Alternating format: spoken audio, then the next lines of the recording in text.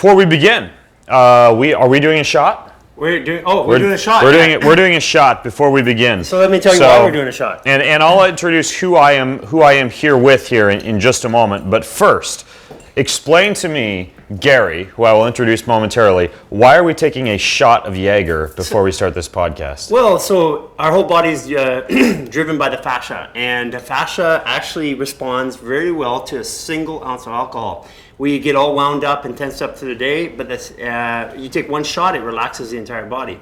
Second shot, cortisol starts to fire, and you're in trouble. So we're going to do one single shot. Now this is Jaeger. Why do you like Jaeger? Well, it's medicinal. I mean, you can use medicinal. Yeah, you can use any distilled alcohol. Yeah. This is what they did in the old country, right? Yep. Yep. I was telling you this before. What I'll probably do when I go home, if I start doing a little shot here and there before I podcast, the podcast could get a little bit crazy, you guys. I'm going to do a little bit of like a nice, my brother married a Polish girl. He's got all this fine Polish vodka. I'm going to do a little bit of vodka with some digestive bitters thrown in if I make this a habit. Right. That's going to be my go-to. Okay, so mine?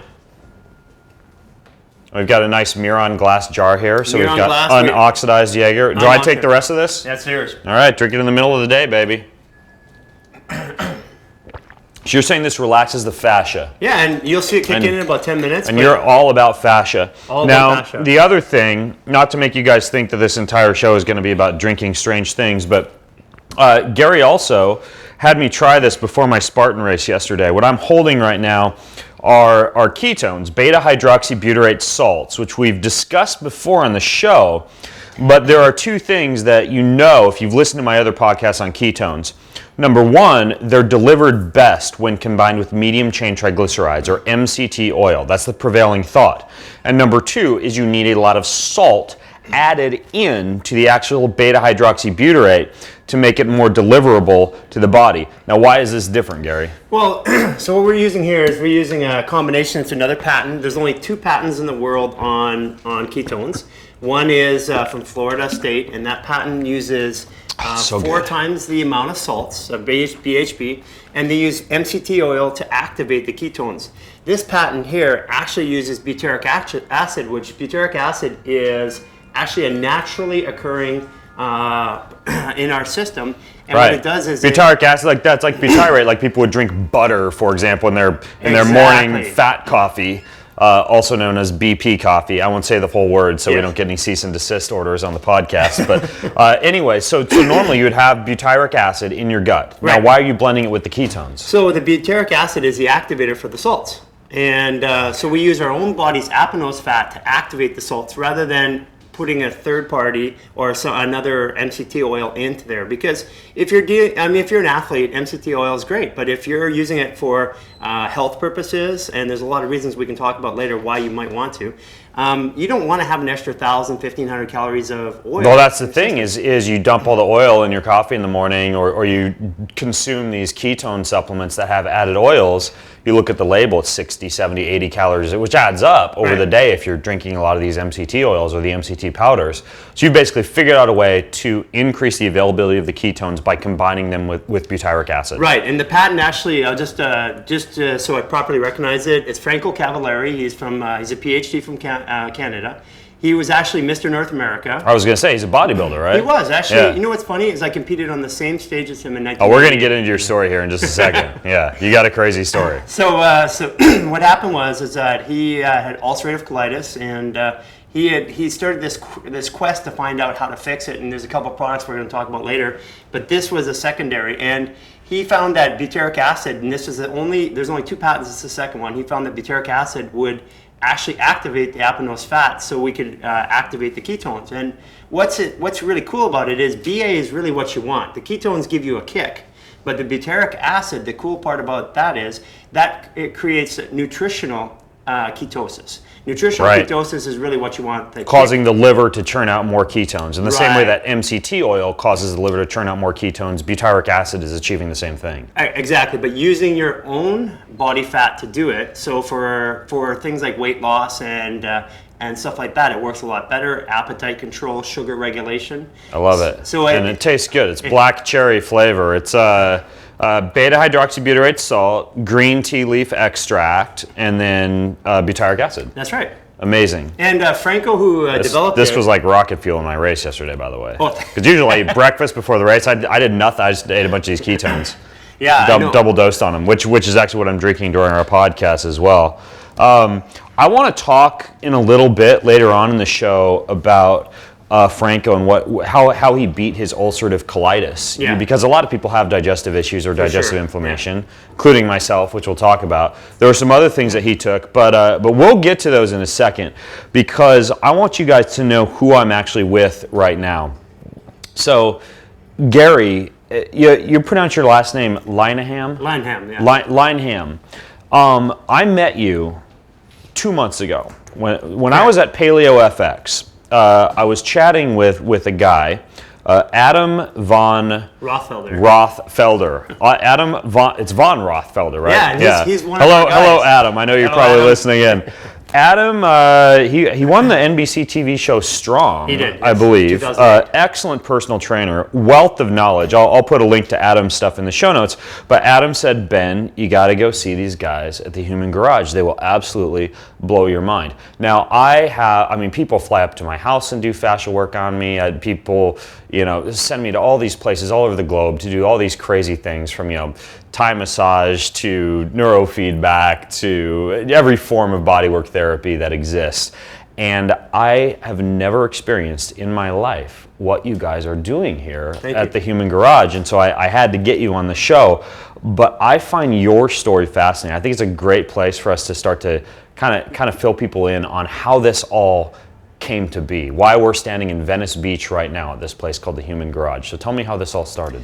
Well, if we go back a bunch of years ago, I was a bodybuilder in Canada, went to the Nationals, so qualified pro.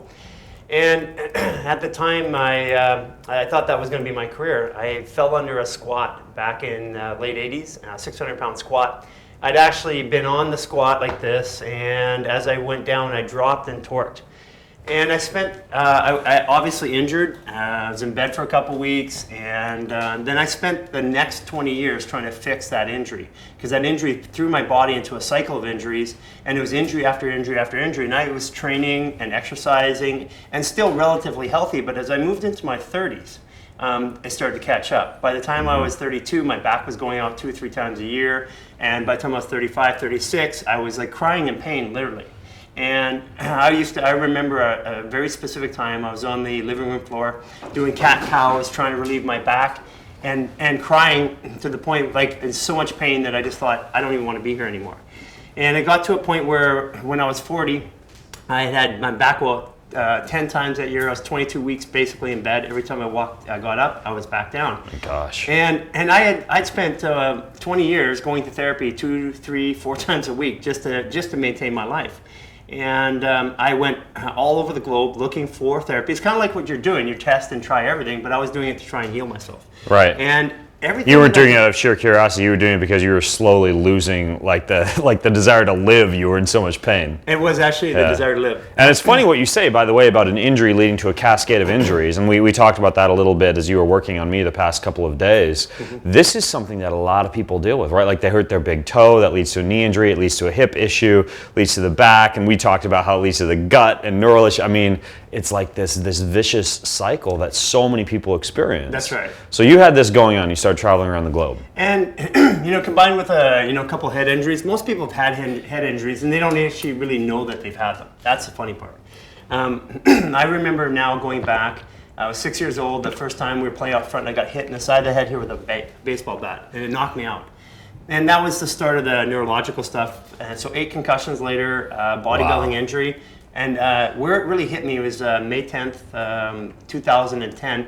I was sitting in front of a computer. I opened up a web browser, and I couldn't remember how to use the web browser.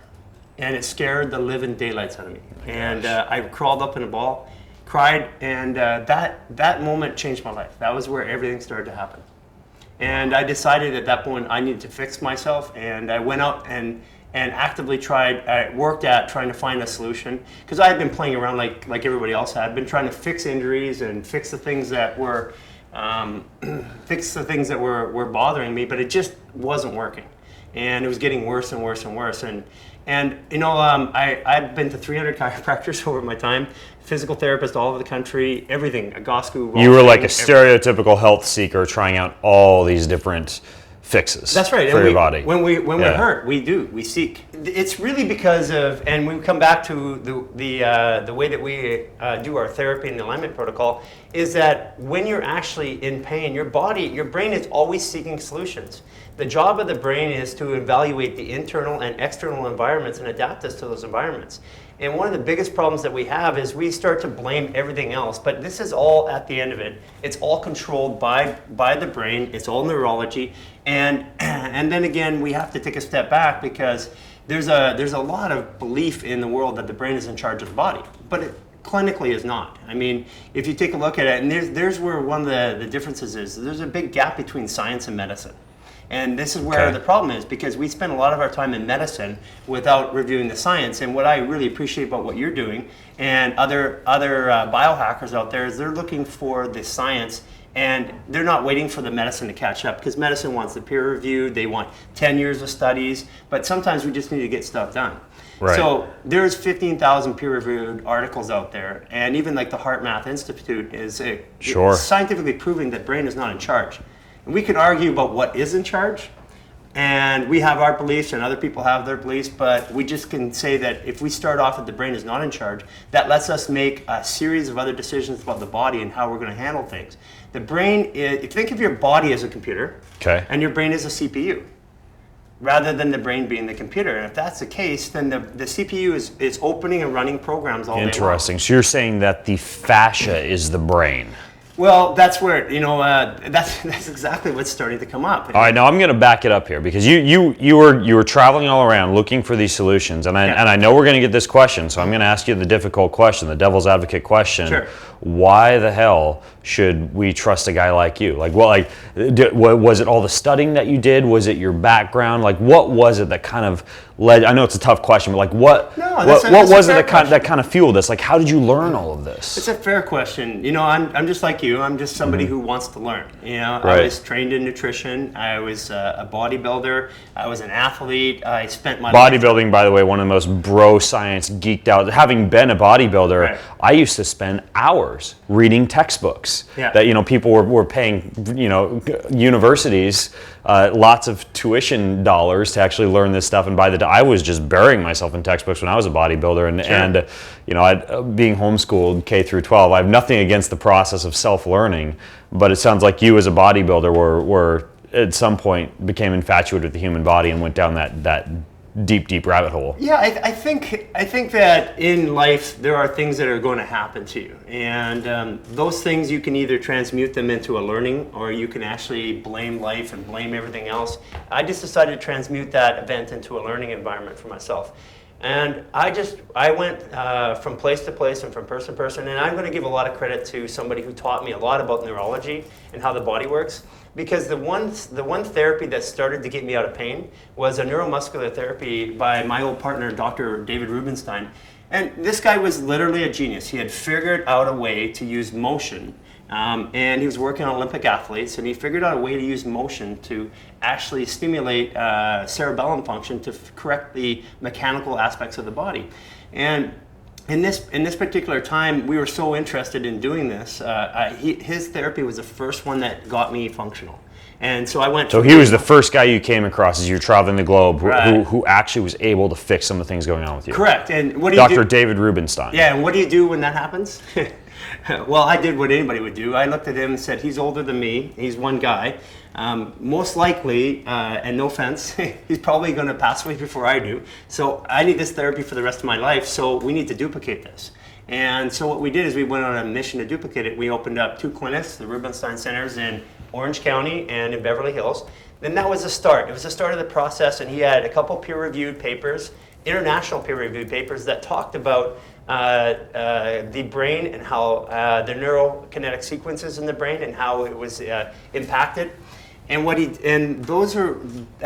spent was the next 4 years of my life building the Rubenstein Centers and defending his science. So that was a PhD level education. He's a PhD in medical science, kinesiology, and pain management. So that's really where I started to put things together.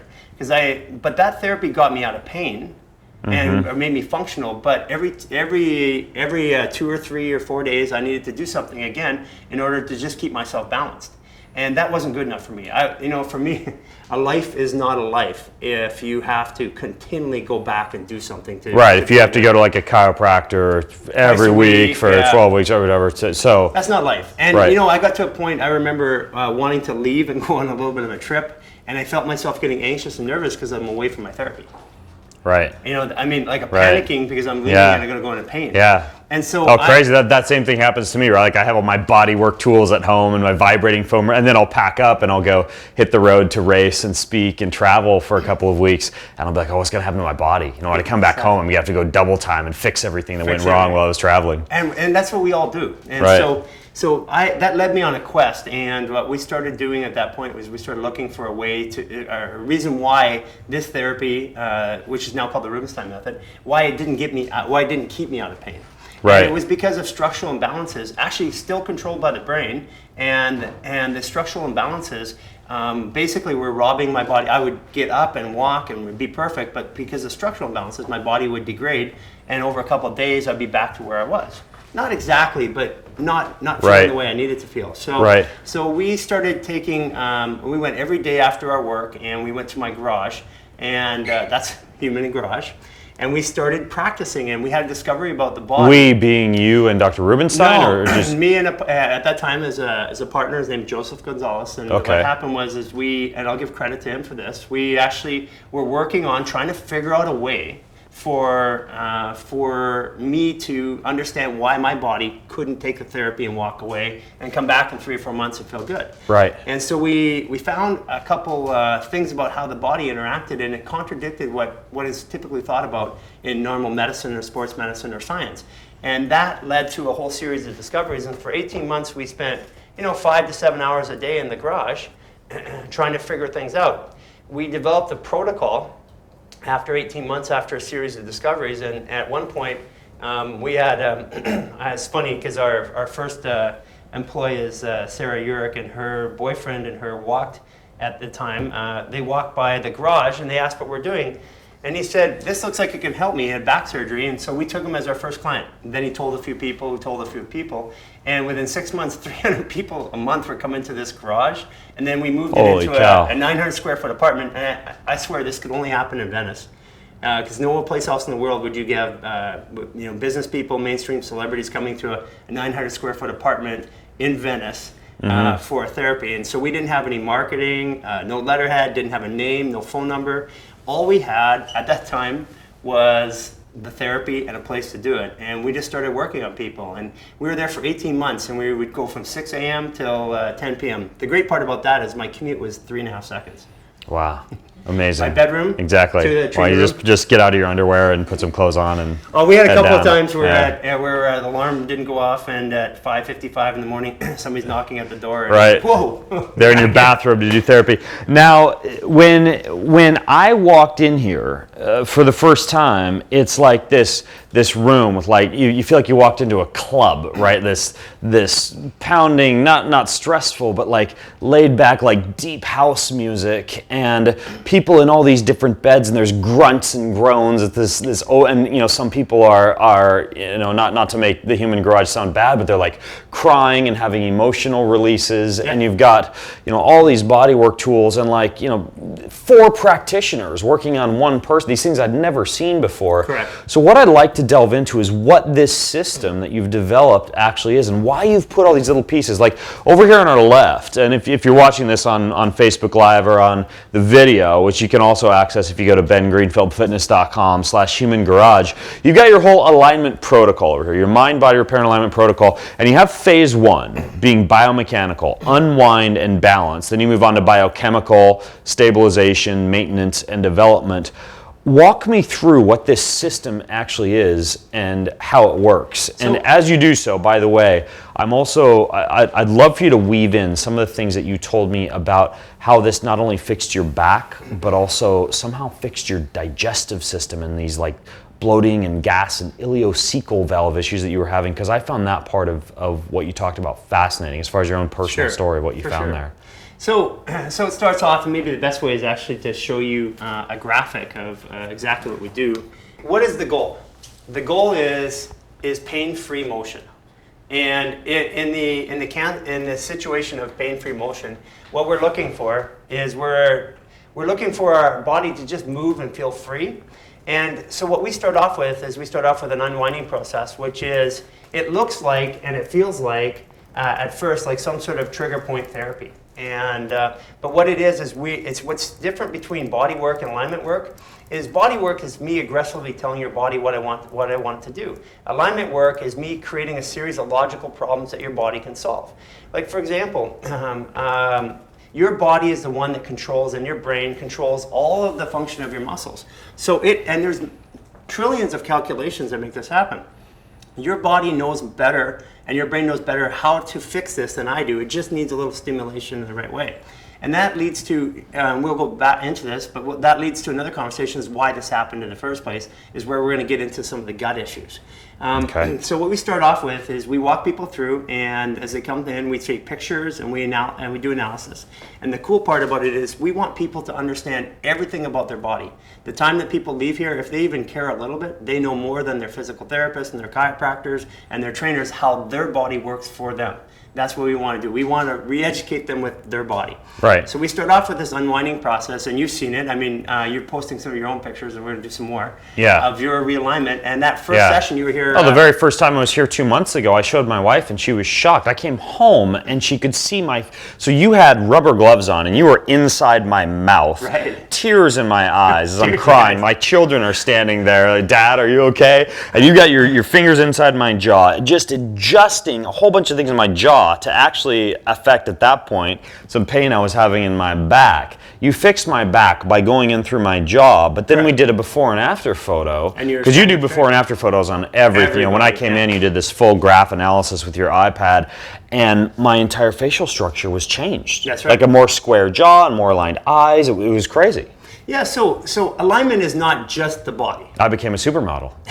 I didn't tell you that. Yeah. You were doing Victoria's the catwalk Secret hired me. Yeah, I did the catwalk. Yeah, so Ben was, you guys missed this. He was doing the catwalk, and he had the whole turn. It was so funny. Well, every time that Gary aligns you, or one of his team members here aligns you, they have you walk so that this pattern becomes cemented in your brain.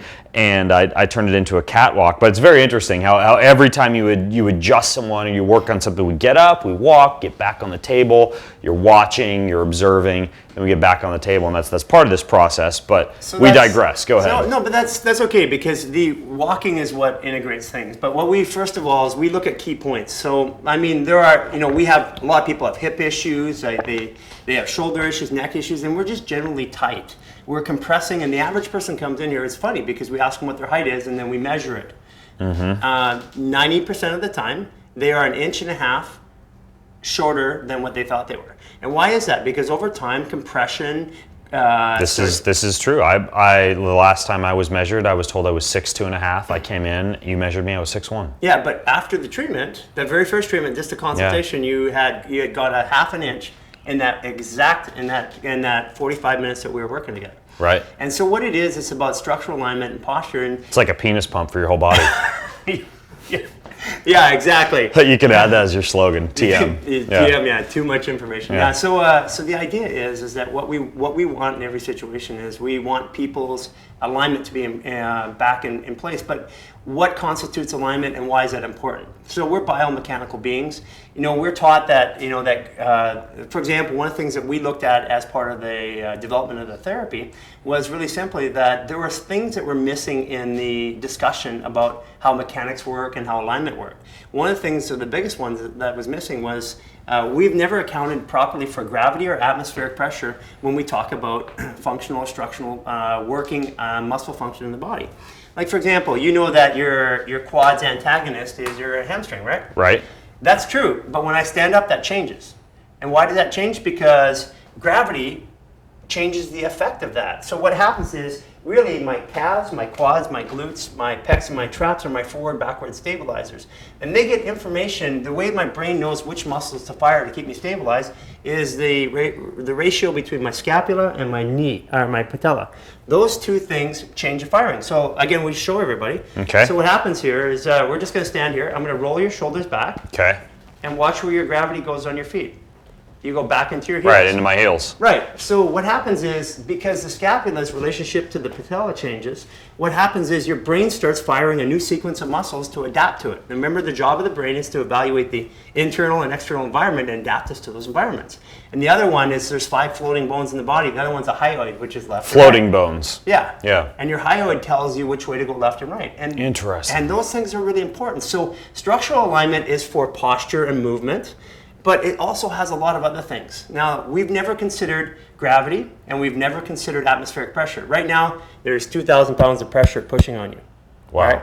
Right? Sea level, scientific fact. So that means we have 2,000 pounds of pressure pushing out.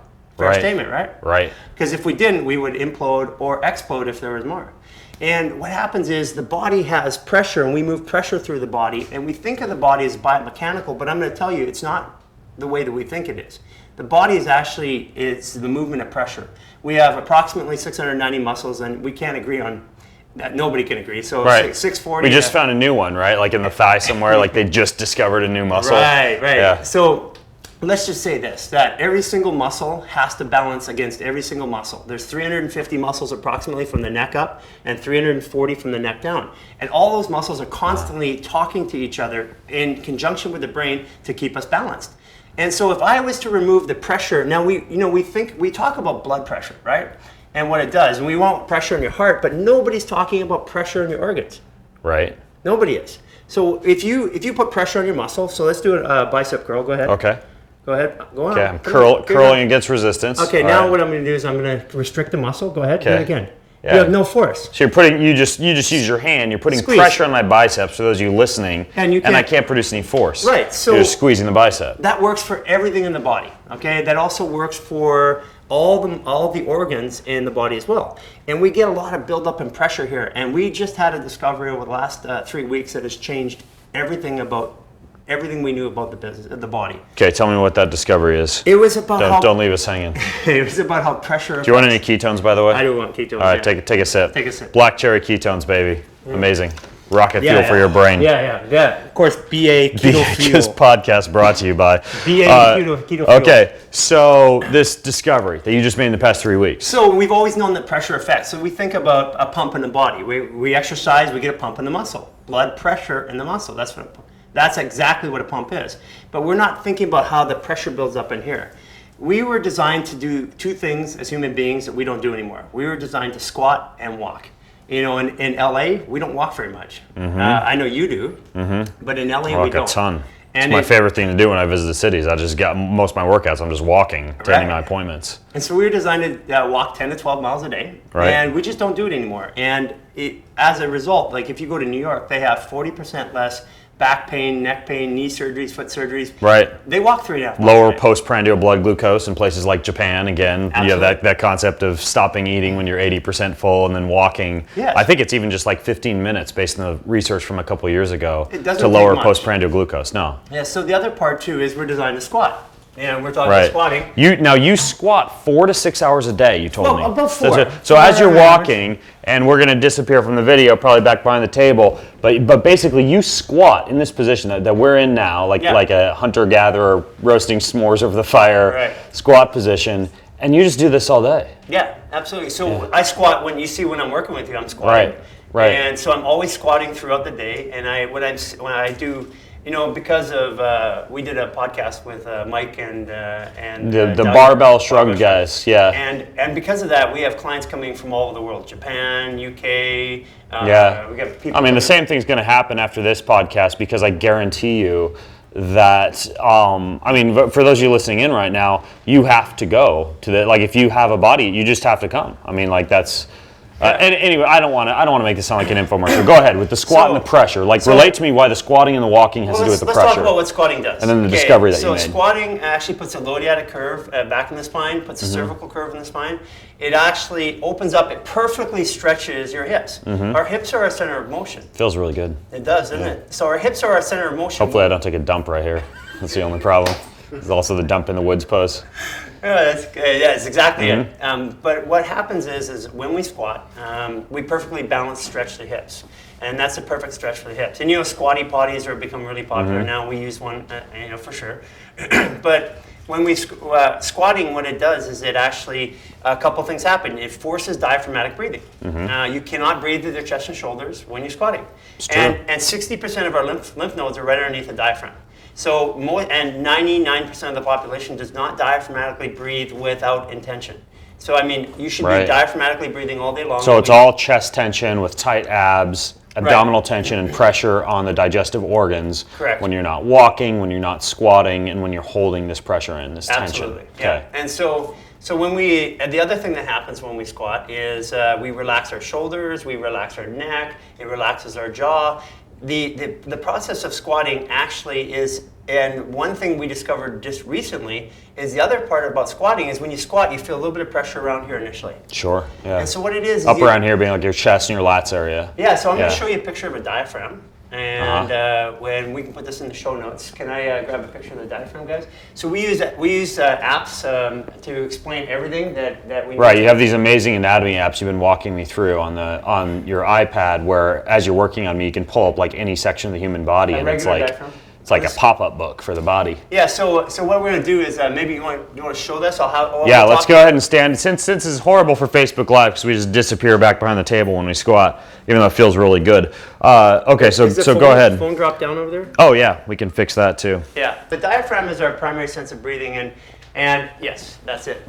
And so what happens here when we look at the diaphragm is in here. You see these attachments right here. Right. This is where the esophagus and the comes down, and then also you got the arteries come down there. But the diaphragm is a big suction cup, right? Yeah. And it has what dawned on me was there's something else about the diaphragm. Holding all the organs in. Because I hunt, and when I field dress a deer or an animal out in the field, you have to cut through all the little sections of the diaphragm to get the organs to release. You can literally, as gross as this may be, especially for you vegans listening in, so you can dump all the organs out of the body. Sure. And I'll harvest the kidney and the liver and the heart and take those home and eat them. But a lot of the stuff you're just dumping out and getting rid of, but none of it comes out unless you relieve the pressure from the diaphragm. So up in there, when we added connective tissue, and I never looked at it this way, there's a little valve around every entrance in the diaphragm, and it's like a pressure valve at the very top of it. Interesting. So when you squat, what happens is as you come down,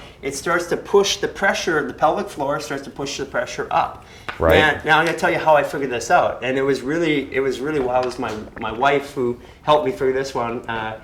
This is a crazy experience because we were talking about how pressure affects all the organs, and we know that in science we know that that different organs have association with different emotions. Like your liver has an anger, deals with anger. Your kidneys are with sadness, and your adrenals with fear. So if you think about the order of the organs, it's really the liver is the first line of defense, and then you got the kidneys right above that, and on top of that you got the adrenals. And so she was laying on the coming up to her cycle. She was laying down on the table, and she says, honey, I'm sad. And I'm like, I just had the intuition to go over and relieve, because we've been doing this for mechanical reasons for a long time. And I just pushed in like this gently, and I just waited. Just against her diaphragm. About 5 minutes, really about the tummy. Uh-huh. And I waited for it took about 7 minutes, and I just let the air flow its way up to the body. Now, we've been doing this for a long time without understanding what we were doing. And what happened is she got up and she went, that's weird. I'm not sad anymore.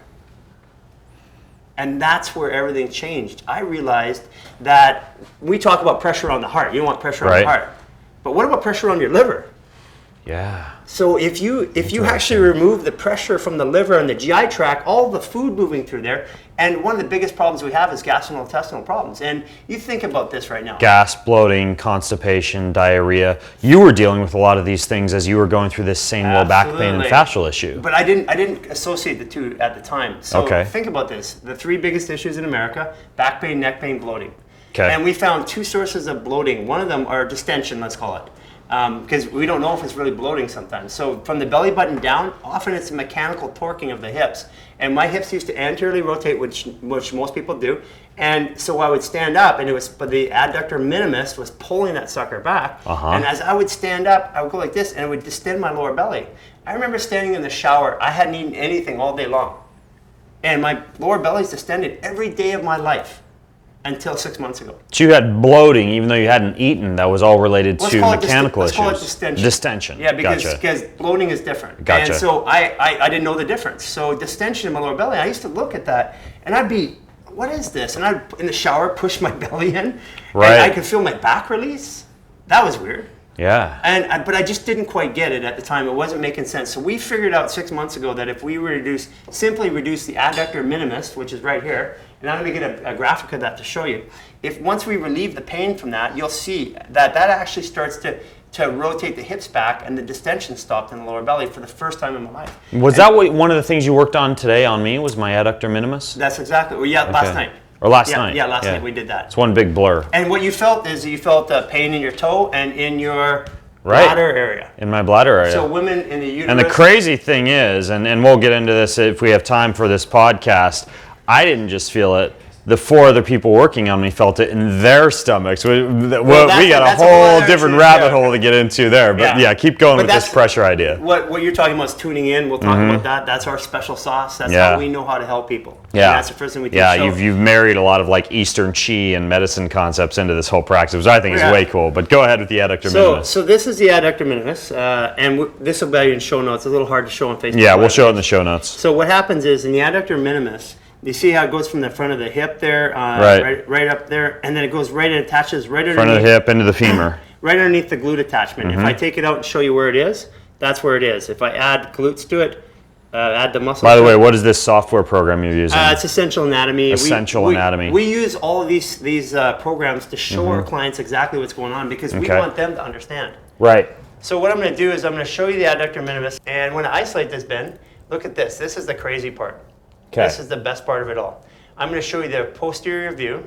So I'm going to wrap it around here, and I'm going to take a pen out here and I'll show you. So when this guy tightens up here, what it does is it causes the hip to have that kind of action. So when the adductor minimus tightens up, it rotates that hip forward. And it's this action here. Right. So you look at a lot of women. Which I have a ton of. You can see that when I run. You know, when I see photos of me in a race, I run, the hip comes up, I was watching you race, and that's how I knew what to do. So what happens is that when the adductor minimus and not just me, by the way, I see this in like hundreds of athletes who I see out of these races. They all kind of run with that hip up a little bit, a little bit of a trot in the gait, like the foot turns out. Sure, absolutely. So what happens is that when it tightens up, it forces this anterior tilt of the hip, and you need to see the knees come in. Look at a lot of women; they have their knees come in at center. Yeah. And the reason why that is, I mean, we wear heels. Women wear heels, so it puts it up. That's that motion of the heel. But the other thing is when we sit in chairs, it gets tight. And so we stand up, it causes an anterior tilt, or posterior tilt, anterior tilt of the pelvis.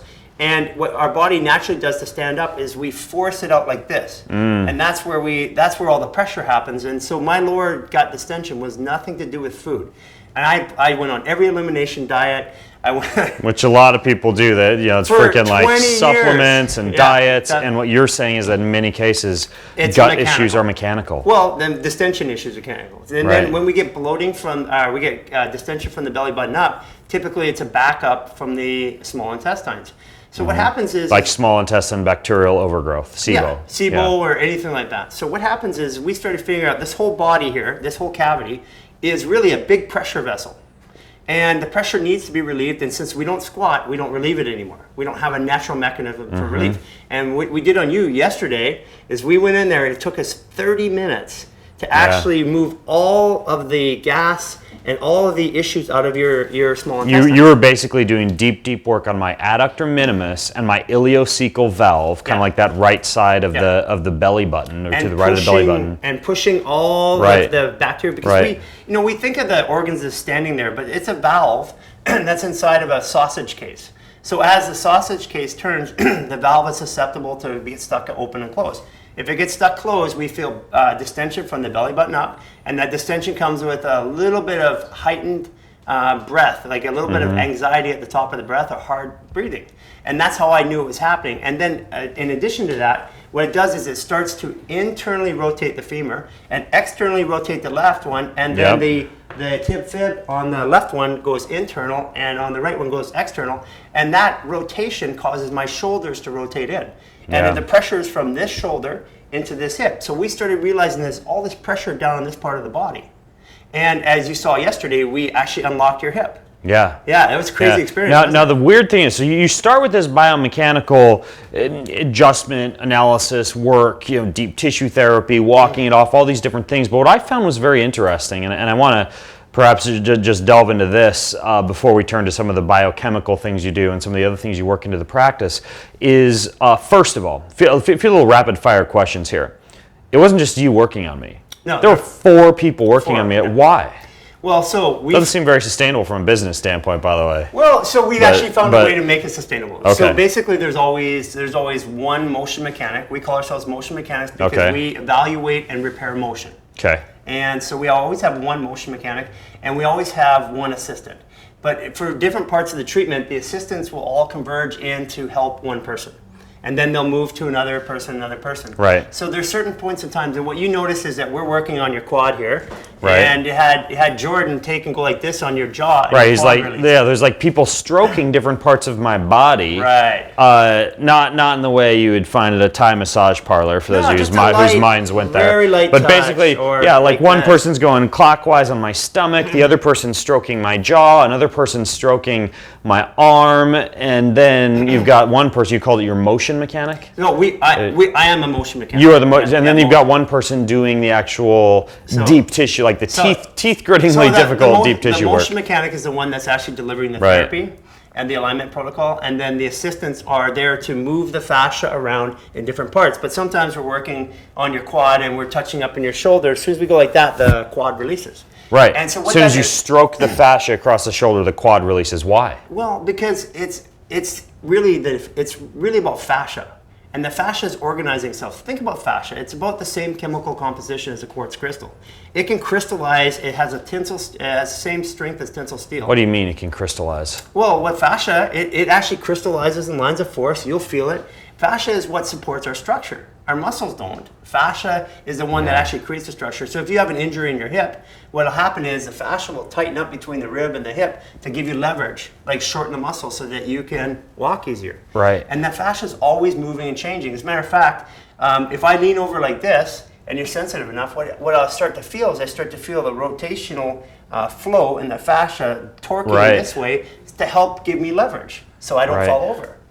It's amazing how the body works. Now the fascia also, you told me this, and this relates to the body being the brain versus the brain being the brain. Okay. You said the fascia has 100 trillion cells versus the brain, you said it has like 100 billion. That's Why is that important in terms of cellular communication or body communication pathways? Let's talk pathways? about organic density. The body, the more organically dense something is, the more valuable it is to the ecostructure of the body. So the brain and the gut have 100 billion cells. Intrinsic, extrinsic nervous system. So that's basically your enteric nervous system, 100 billion cells. Right, and when a fetus is born, it actually... Or I guess it would be your central and your enteric nervous system. That's right. So when a fetus is born, nobody can tell initially which end of the two nerve clusters is going to be the brain or the gut. And we know that. It's well documented fact. But what we're not really thinking about is fascia. Do you know fascia is the only thing that cannot be removed from the human body? I can cut out every nerve, I can cut out every bone, I can cut every muscle, I can take every piece of hair off your body, but I can't remove fascia. Fascia is inside the muscle belly, fascia is around the muscle, fascia goes through it goes through the heart, through the brain, it's everywhere in the body. We're inextricably linked to fascia. And it has 100 trillion cells. And this is what we've talked about. We use a process called tuning in. So the way that we know how to work on your body, you find us, there's no protocol.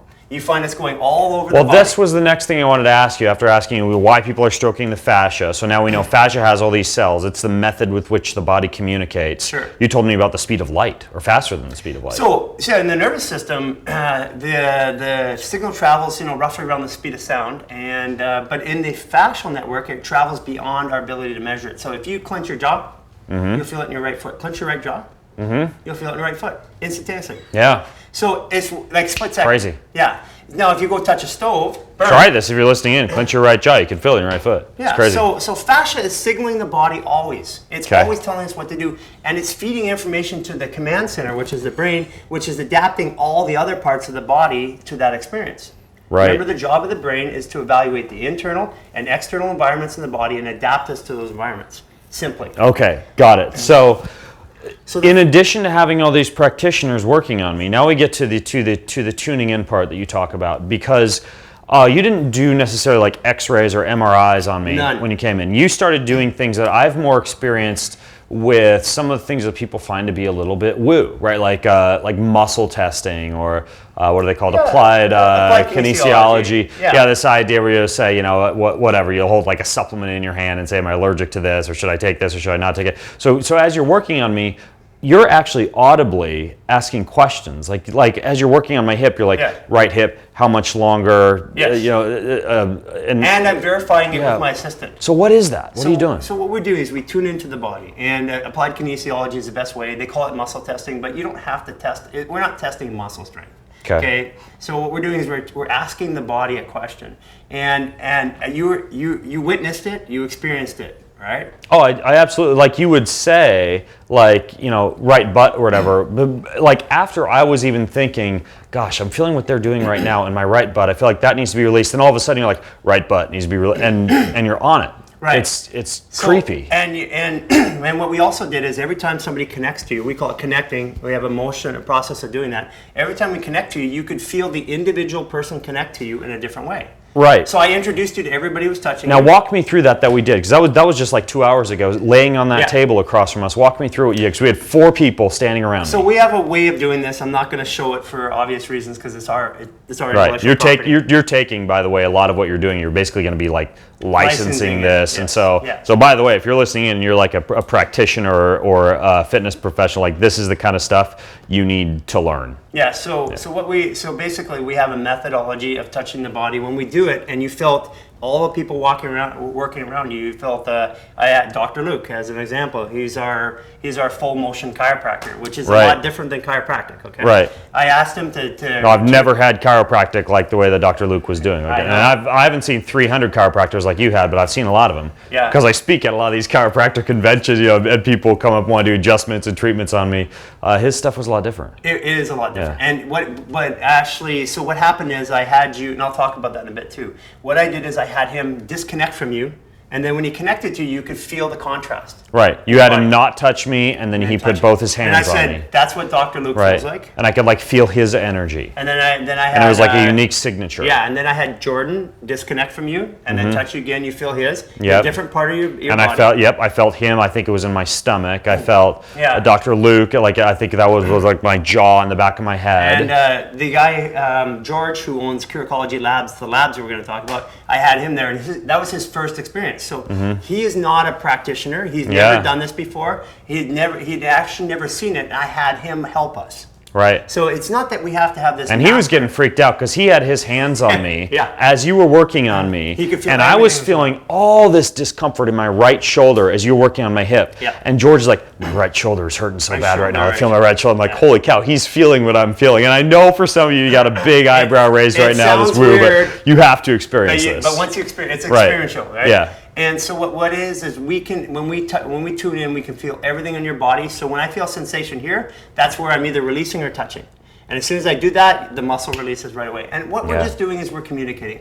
The fascia has a language. When somebody walks in a room and they walk in a room and you can feel them, they're angry, or frustrated or nervous or anxious or something like that, and you can feel it. What is that connection? I always thought it was like the heart's electromagnetic field, because we hear that you talk about the heart math and how the heart's magnetic field emanates like 15 feet out from the body, so you can feel people's energy. I have a lot of respect for heart math. I just don't think the heart is in charge. That's not my personal view. You think what you're feeling instead is the fascia, the actual electrical communication within someone else's fascia. Yeah, absolutely. And so that's what we feel in the room. Now, the thing is, these signals are going all the time, 24 hours a day, without us even really knowing anything about it, because we don't know what it feels like. But as soon as I isolate the experience and then I give you the contrast, then you know what it feels like. And it's like seeing, the best way I can say it, it's like seeing a dotted picture. You know those pictures with all the dots? And then you can see the picture to the dots. Once you've seen it... It's 3D pictures that piss me off. Yeah. It takes me way longer than I think it should. Once you've seen it, you can't unsee it. Right. Okay, so that's... So once I've identified and taught you how to do it, like George, his first time. So you don't have to be this master who studies for 25, 30 years. You can actually learn how to do it right away and start helping people. That was the difference. Yeah. So we've mystified. In human beings, we want to make everything a process. We want to have people to have time and lineage in order to help you. So this is like, for example, the philosophy of the human garage. This is all new science, and instead of publishing it right now, we're delivering it. And this biomechanical treatment that you do, from what I understand, like I flew down here to spend 3 days with you. Yeah. So normally someone would do like a handful of sessions to kind of set everything straight. Right. So that it's around 6 or so that someone would do? 85% of the people fit within a normal protocol. It's 6 sessions to align the body. Right. And then what we do is we move over to neurological and proprioceptive rehabilitation. Okay, I want to talk about neurological and proprioceptive in a moment here. And I think we're actually going to do a demo of neurological here live as we're recording. Yeah. But before we turn to that, you mentioned George, and what's the name of his labs? Cure Ecology Labs. Cure Ecology. So how are you marrying the biomechanical to the biochemical? So this is actually back to this model here, right? So what happens is the goal is pain-free, full range of motion. Okay. So we have a motion mechanic that evaluates your walking, works with you, touches you. So that's all the muscle release, the alignment, the fascial work. And that's the magic. If that doesn't happen, all the rest of it still works, but it doesn't work as well. And then what we do is we come over here and we go to a full motion chiropractic, which you experienced, Dr. Luke. And that is like no other chiropractic experience you've ever had, and I know that. And so what he spent is months in here looking at our style. He was just open enough, not trying to do it his way. He adapted what he did to our style, and it just happened to work. And now we're going to teach it. And then we move over to our progression specialist, and a progression specialist is a combination between a personal trainer, a PT, and a neurologist. And they're combining all those attributes in order to stabilize the body. Because once I realign the body, you still have to. It's the neurological. It's the patterns and socialization of the body that fires those muscles. So if I've been like this for like 10 years and I've worked out like that, my body knows that is. When you say like this, what you just did was you dropped your right shoulder, you brought your left shoulder up. A lot of people like this. It's a really common one. Actually, left shoulder up is the most common in America. So what happens is if I'm like this and I pattern all my muscles to fire like this, then what happens is when I change the structure, my brain still remembers the old way of firing the muscles. So we have to reprogram the neurology. Otherwise, you're coming back over and over again. It's just like walking out a massage where everything feels good, but then you revert back to your old patterns. Exactly. And see, that's the problem. That was my problem. I wasn't interested in doing something 2-3 times a week. Right. It's funny because for the first time in my entire life, I have gone since November without any body work. And I've been working with Dr. Luke. We've been on this experimental process. And you were getting body work like twice a week. All the time to just stay put together at that point. My whole life, And our work is very, very, very physical and lots of weird angles. Yeah, and I don't want to give anybody the wrong impression. I was crying earlier today. Like I had tears coming out of my eyes. There's people like screaming in here. And part of that, as you explained to me, and I felt this, is an emotional release, not just like physical pain. Which is interesting. I find that fascinating that I have all these well, you explained it pretty well. You can build up traumas in fascia. Well, we build up trauma. Let's just say, again, what was said is that trauma is stored in the fascia. And so trauma is subconscious. So without really going that far, we're going to say your body is your subconscious and your brain's your consciousness. And that's the duality that we have. It's the subconscious and the patterns and routines. We have to change that, because if we don't, you're going to go out and your motion patterns are going to actually put you back into the same spot you were, because all the problems in this hip was all based upon what was already happening and had been going on for a long time. This didn't happen overnight. It was right. It was referring to my hip. Yeah. Yeah. And so we started to find patterns in people. Like, we have people now coming from Japan and the UK, and I had this belief: almost everybody in the United States actually leans slightly to the right off of their center axis. And so I noticed that, and it's like almost everybody, and I thought, that's really weird. And then we had some people coming from the UK, and I had a theory that in the UK they would actually lean to the left. That sounds funny, but the truth, that's actually the truth, okay? So what happens is that you think about it, we're a right dominant society. Everything that we have is on the right. We drive down the road, we look at all the buildings on the right, we walk on the right side of the road, we're always turning up. So millions of times in our life we're going like this, and eventually the body just makes it easy to do that. So most people, if you turn your head to the right and turn it to the left, you're going to be more restricted on the left.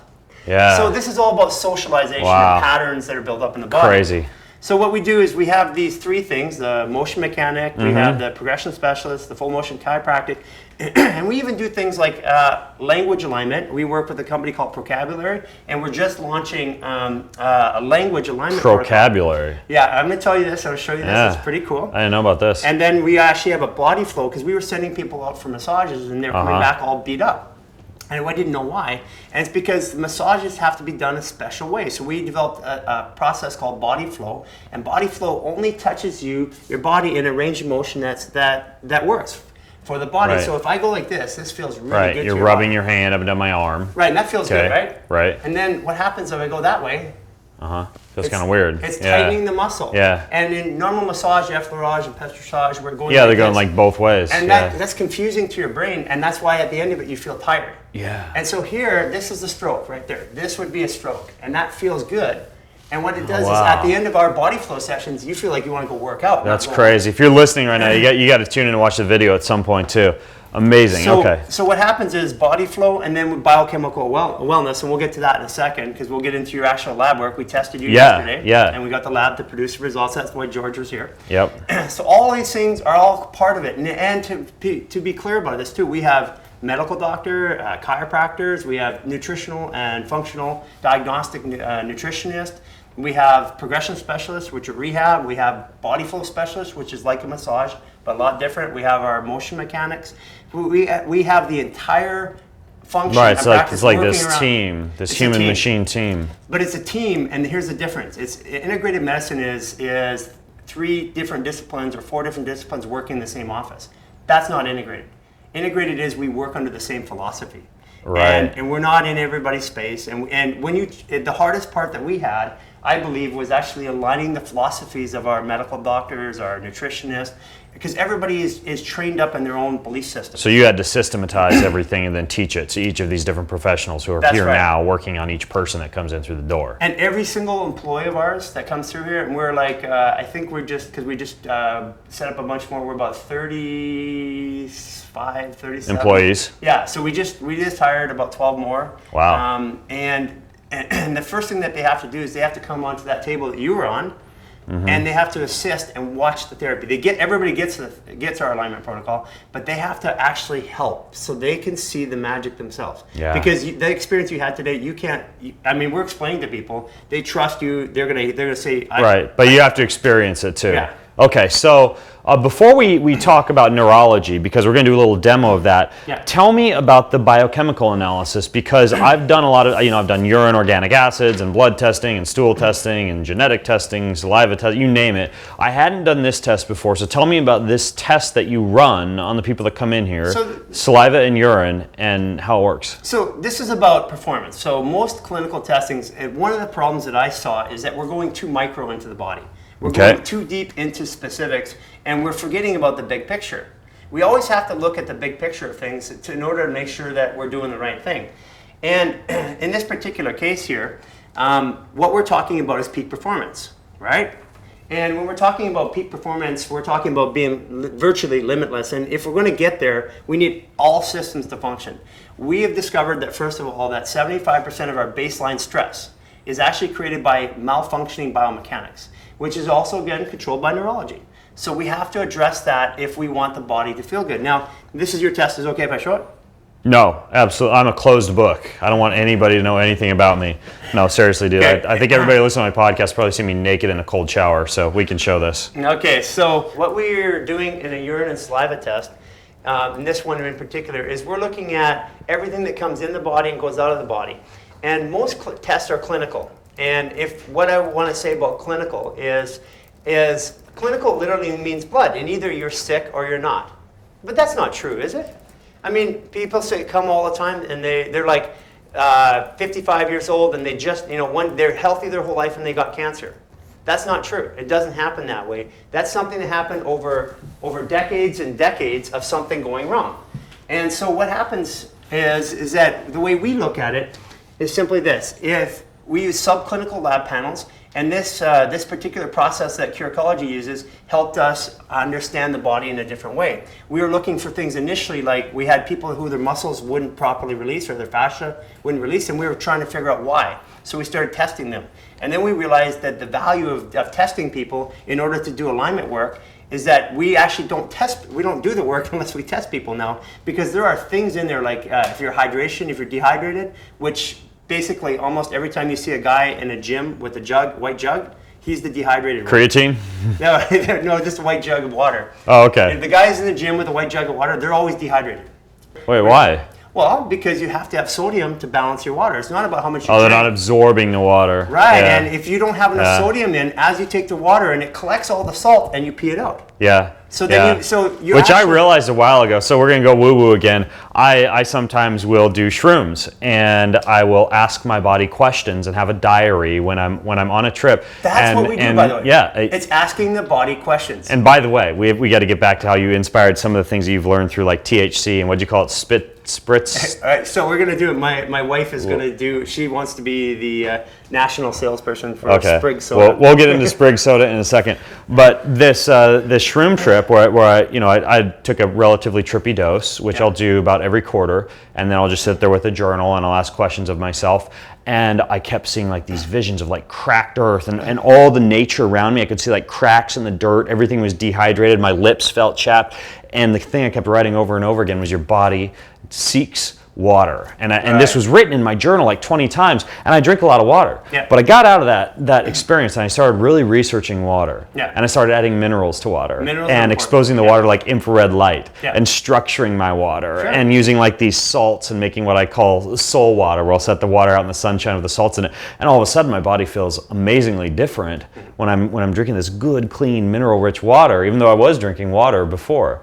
And so you found let's talk about the all sorts of things on the lab results, but go ahead. Well, let's talk about water just really quickly. So what happens is it's about the balance between your alkaline ions and your hydration, because hydration is the water intake has to be married with the minerals or the alkaline ions, especially salt. So it, as I understand it, and I might not be scientific on this, but it basically 1 molecule of H2O bonds to 3 molecules of sodium. And so if you don't have the sodium in your system, as the water goes through your system, it collects the sodium and then you pee it out. And then you don't have enough sodium to hold the water in your system anymore. So part of it is it's about having the balance. And we tend to do things in America. Right. Which is why drinking like Gerolsteiner is way different than drinking like Aquafina. Yeah. Yeah. So the idea is that we need to put a little bit we need to watch our sodium balance, and most people don't really know. And one of the things that we learned here is that we don't recommend supplements or programs, with the exception of a few, like we're going to talk about the like black cherry ketones. Yeah, we'll get to the other ones here in a second. There's a few ones that help everybody in every situation, but most of the time we don't recommend supplements unless we know, because not taking something that you need, your body will find a way to get it somehow. As you know, that even in extreme circumstances, it'll convert certain proteins into glucose. And that's why ketosis is so hard to stay in. But taking something your body doesn't need is 100 times worse than not taking something, taking something your body doesn't need. Is worse than not taking that at all. It's like the same thing as taking a bad fish oil is worse than not taking a fish oil at all. Yeah, because if you take something that your body doesn't need, it has a compensation. The body's about balance. So, I grew up in the world of, and this is my whole life was, if it's good, I'm going to do more of it, right? So if this much is good, more is gooder. Right. Right. And that's simply not true. The body requires I think you need balance. that vocabulary program you were talking about, by the way. Yeah. So I'm going to show you some stuff on that too. So Okay. one of the things is to make sure that the alkaline ions or the sodium's in balance, because it's about hydration in the body. And the fascia carries roughly about 80% of the water of the body. It moves it around. And you saw that video, right? The fascia magnified 25 times. Yep. You see, you just go on YouTube, and this. I'll put a link to it at bengreenfieldfitness.com/human-garage. What's the name of the video again? Fascia magnified 25 times. If you watch that, that's what changed my entire scope of fascia. I'd seen cadaver fascia, I'd seen fascia on chicken and beef and everything else, but I'd never seen it live. And when you see it live, it's amazing. Actually, you want to put it on video? I can actually do it. I'll link to it in the show notes. Okay, sure, fair enough. And what you'll see is that the fat is in the fascia, the blood vessels in the fascia, you've got the lymph nodes in the fascia. Everything is contained in the fascia and it's moving water around. So when the fascia doesn't have enough water, it stars and it starts to get tight. And then that's when we get immobility and we start to get problems. And I had a client that was driving up, he works at a nutrition company, and he's driving up from Laguna Beach here for his alignment sessions. And we got to the 6th session and he was working with my staff and there was no results. And like his pain was still there, functioning, no results. And what happened is somehow he got through our process. We didn't quite get his test done in time. His results got delayed.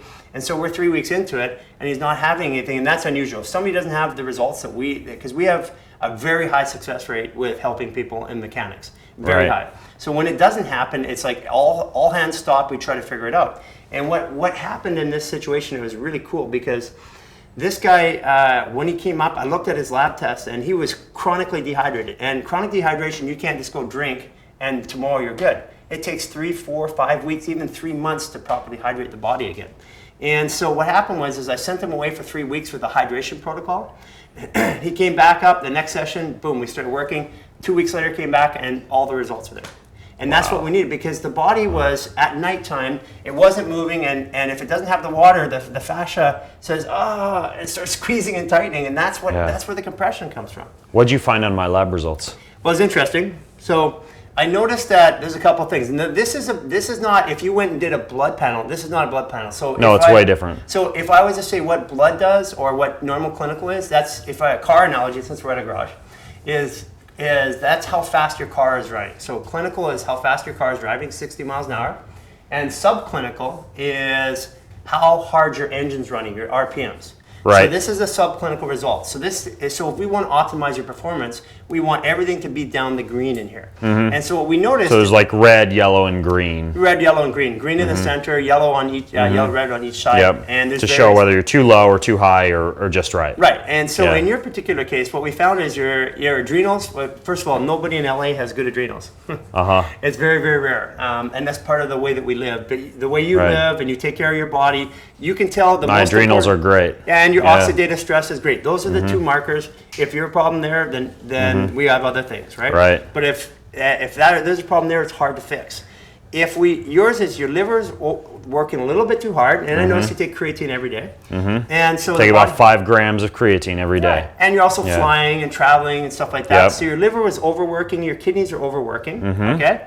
And so what we would do is we would support those two so that they come back into the green. And how would you support those two? Would that be with this hydration approach that you talked about? Well, no, that would actually be like milk thistle extract or something like that. Well, we have proprietary blends that we use at the garage that would be a liver support and a kidney support. Okay. And we're not. I mean, this isn't unique to us. I mean, there's a lot of companies that have. People are going to ask. So I'm just going to ask right now. Tell me an example of one thing that would be a liver support and one thing that would be a kidney support. Well, you just already said it. You know, liver support. One of the things would like be your milk thistle extracts and diindolmethane and glutathione and things like that. We use glandulars. Right. Yeah. Right. And from New Zealand lambs. Gotcha. I don't know why New Zealand, but they seem to be the best lambs in the world. Yeah, it's a I believe it's the type of protein. It's like an A2 protein, and they're raised very organically. Like I've used thyroid glandulars before.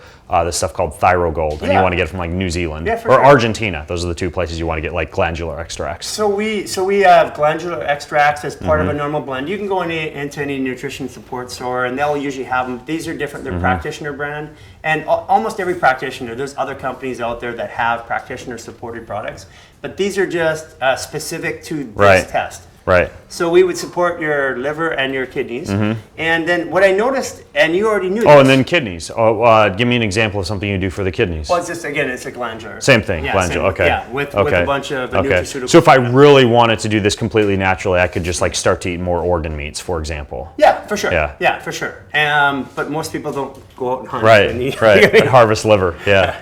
Or know how to make liver taste really good. Harvest liver. Yeah. Wow, that Which sounds, I do. that I can sounds make scary. liver. I can make liver taste bomb or heart. You soak it in raw milk, you chop it up, you dredge it through egg, a little coconut flour, fry it in butter with some onions and bacon.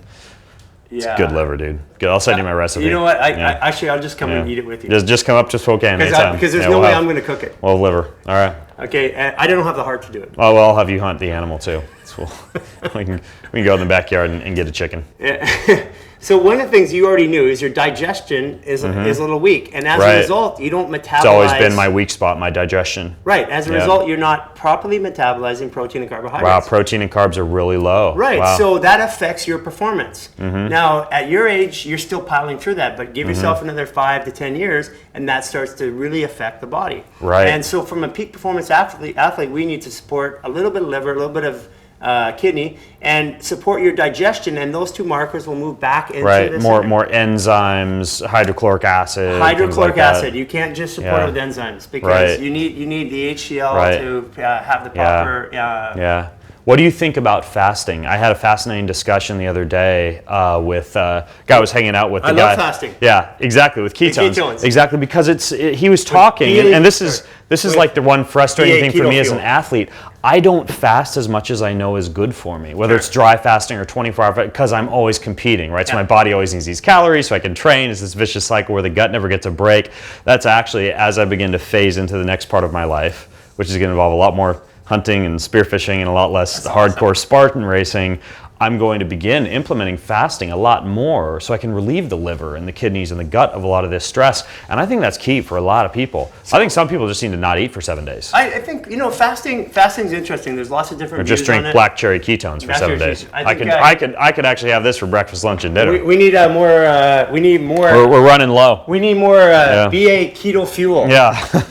So the idea is that one of the things is in a daily routine is to actually start, and intermittent fasting is actually a good place to go. So a lot of people intermittent fast, and even as an athlete, you can actually find your way to do that. Oh yeah, sure. I do that. I do the compressed feeding window, right? Like so I'll not eat for 12 to 16 hours every day. But I think there's a difference between that. There's something magical that happens because I've done this a couple times. About 72 hours in of just like not digesting things. Well, as a matter of fact, but let's talk about why we need to.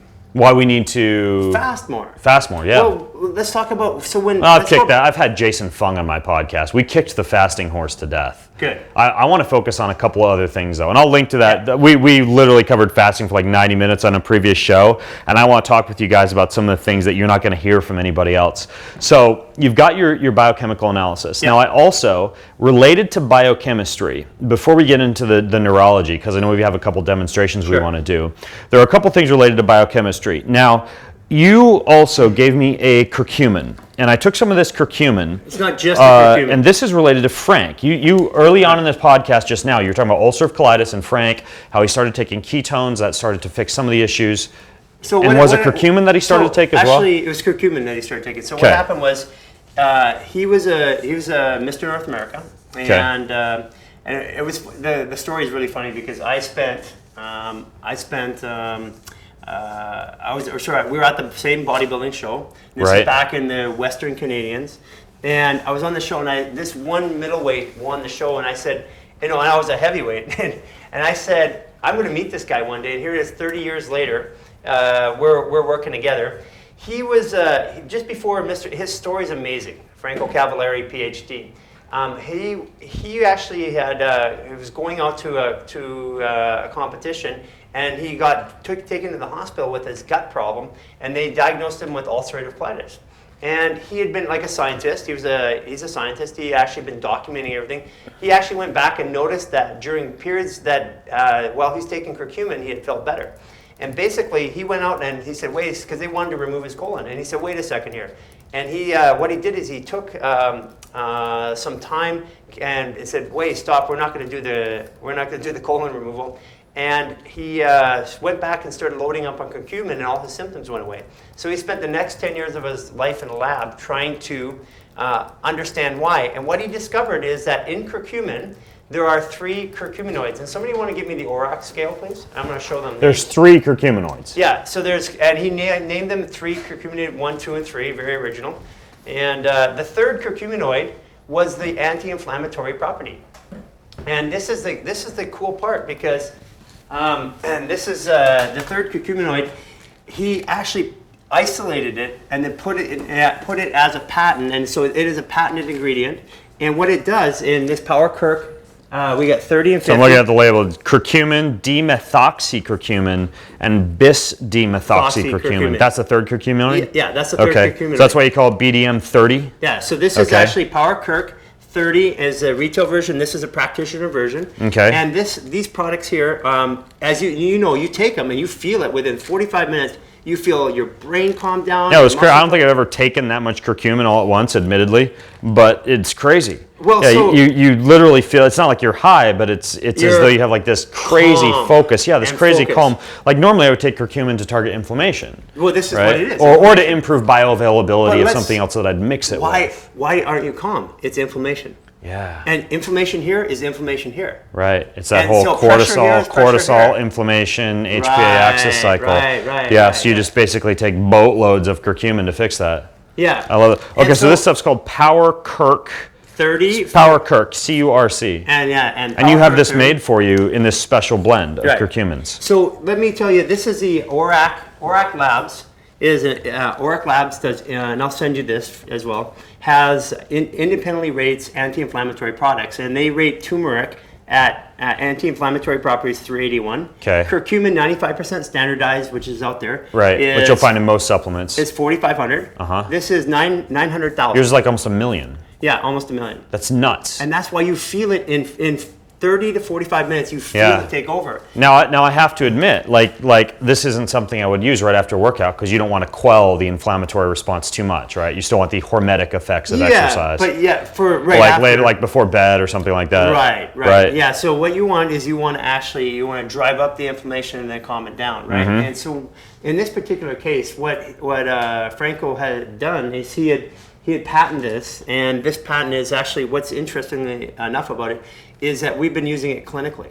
And in the clinical results, it's unbelievable. Things that are happening to people that we never It's weird. You told me you give this to people before they come in for the treatment with you. Yeah, and it's... Why? What happens? Well, because what happens is they start off there, and about 15 minutes by the time they're on the table and starting to work. So they walk in, they take it, then they're on the table within 15 minutes. And it took our treatment time down 30 minutes. Wow. By giving 2 pills. Now, the equivalent... Just because your body melts? Yeah, but the equivalent of taking this, Power Kirk 50, it's the same equivalent of 2 of these as you'd have to eat 125 pounds of turmeric to get this value. That's nuts. Because we get people all the time say, I take curcumin. Yeah. But 125 pounds. And you can feel I like that. So a couple of other things that I want to talk about from a biochemical standpoint that I don't want to forget to ask you about. Number 1, you handed me, as we were discussing, a bag of something you said I need to take before when I get home to the wifey. Libido tea. What is the libido tea that you guys do here? Okay, so it's just a libido tea. It's got a bunch of ingredients. Somebody tossed me a bag of that so I can read because it's pretty much everything I've ever researched for sex or libido in a tea. And we work with a company called Elemental Wisdom to do this. Okay? Elemental Wisdom. And we use Adam. We use him to a bunch of his products and as part of our line. But it's all about providing performance, and you can read the ingredients for this. Okay. This is pretty crazy. Okay, so I would take this before sex. Like Sustanche? No, you can take this before workout too. It's going to turbocharge your sex. I know. Let's try in the middle of the afternoon, see if I walk around with a boner the rest of the day. Katuba, Maria, Epimedium, Fenugreek, Eleuthero, nettles, which I harvest at home. I make a tea out of wild nettles at home. They're amazing.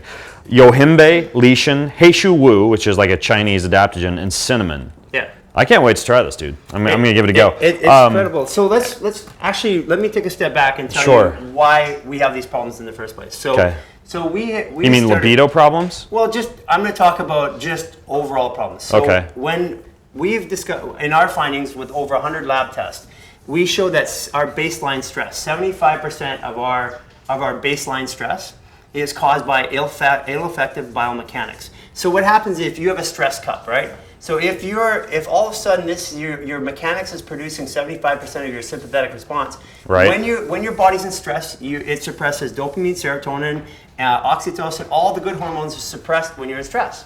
So if your mechanics aren't right and your alignment's not right, your body's automatically in stress, and what it's doing is it's suppressing the hormones that you want. And this causes a series of issues. Like for men, as we get later in life, it starts to cause erectile dysfunction. And also, one of the other problems that comes up with this is it's things like pregnancy. We have a lot of women coming here that want to get pregnant. Simone Gloger is one of our nutritionists. And she's been a nutritionist for 25 years. She's 40 years old and had in vitro IVF, 6 miscarriages. And she came in through our alignment protocol, then did our biochemical wellness, and our nutritionist at the time said, we don't want you to don't try to get pregnant yet. We want to get your body ready, and bang, pregnant and held the baby. And we have this happen over and over and over again and you see these stories all the time. That's our key. Crazy. Oh. We keep getting these deliveries of magical ketones to the table as magical keto fuel. My brain's spinning right now. Yeah, BA keto fuel. So the idea was, she, like a lot of women try to get pregnant. You hear the stories. They'll go to IVF and then they stop and get pregnant. Why? Because stress is the impactor. But what is stress? Everything external to us is a stressor. Okay. Our response to that stressor is a stress response. And we have to separate stressors from stress, because the stressor is what causes us to have stress, our response is. And if our baseline stress is too high, then those outside stressors can make us feel overwhelmed and stuff like that. And more importantly, as that baseline stress, as our gut problems happen, as we get more inflammation, if we have more pressure in our gut, which is causing problems with the GI tract, and it's not relieving because we're not squatting, all these other things start to happen.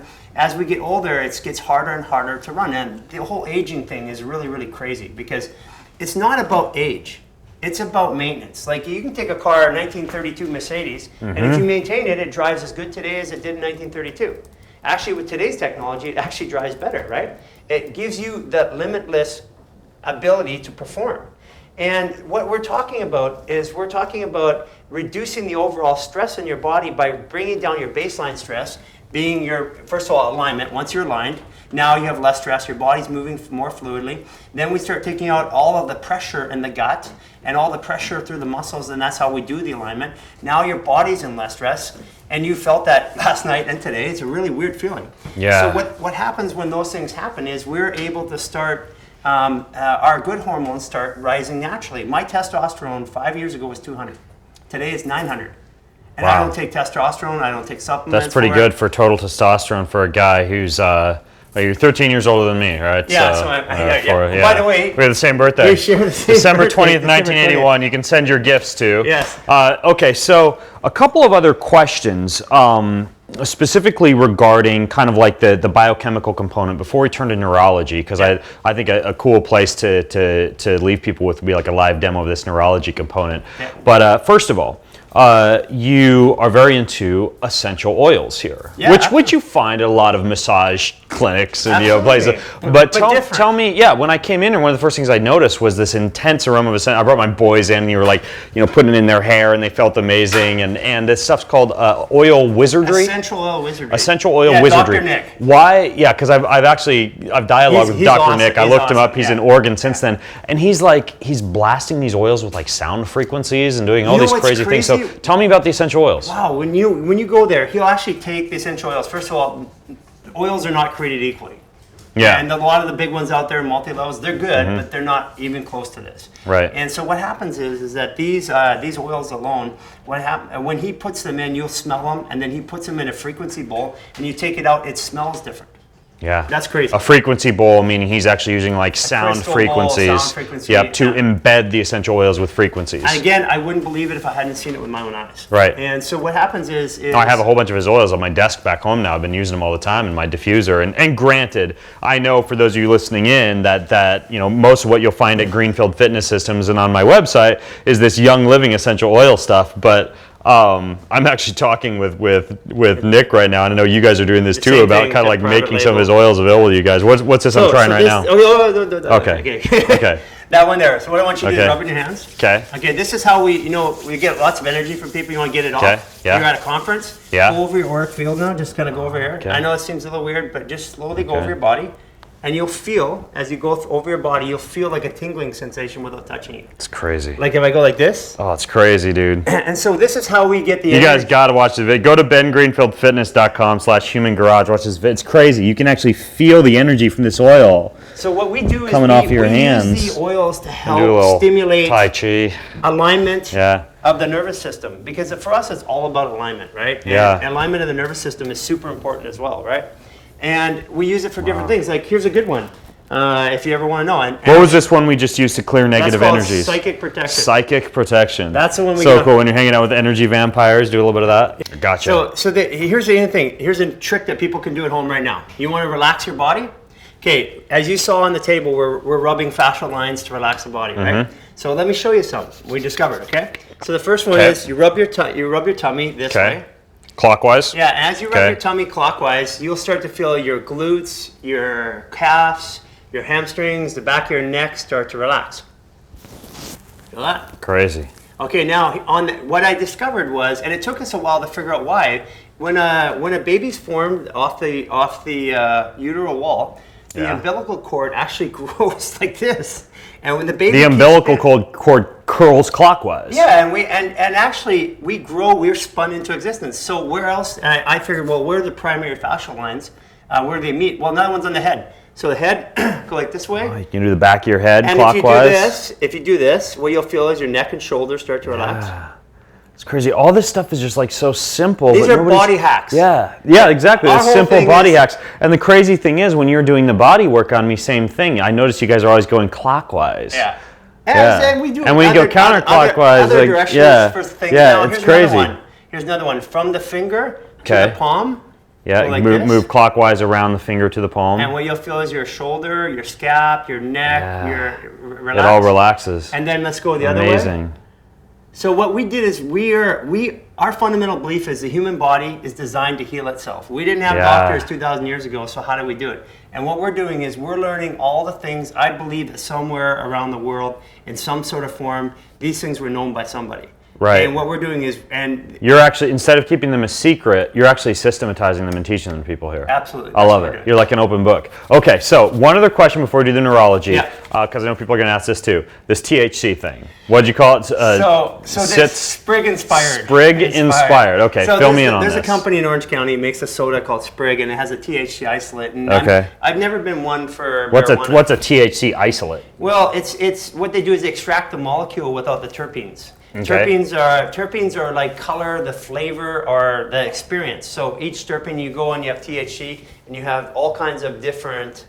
With THC, you have all kinds of different, highs and indicas and all that. But at the end of it, terpenes, and that's, by the way, this is why Dr. Nick's stuff is so great, because he used terpenes. He was a research scientist. He was formulating for the U.S. government, and he found terpenes that we could take out and use them in oils. That's what same thing that they were using in marijuana for all kinds of other things. So with THC, and you take the isolate, what happens is that you set the intention, and I'm happy to say that all these thought processes that came here came because I would immerse myself in an experience to want to understand my body. You used plant medicine to discover a lot of these things. Right. So I went out and legally got a license. Yeah. And went to my dispensary, and I would take a little. I'm not going out to get stoned and wired and baked. That's not my goal. My goal is to take a little bit to help free my brain from all of that. I do this. Like I write fiction on microdoses of LSD, and like I mentioned, I'll do a shroom trip every quarter or so. But I've never heard of sprig water. Well, it's a soda, and it's just very interesting. I've never been able to have an isolate before, and I just noticed that whatever I set my intention at,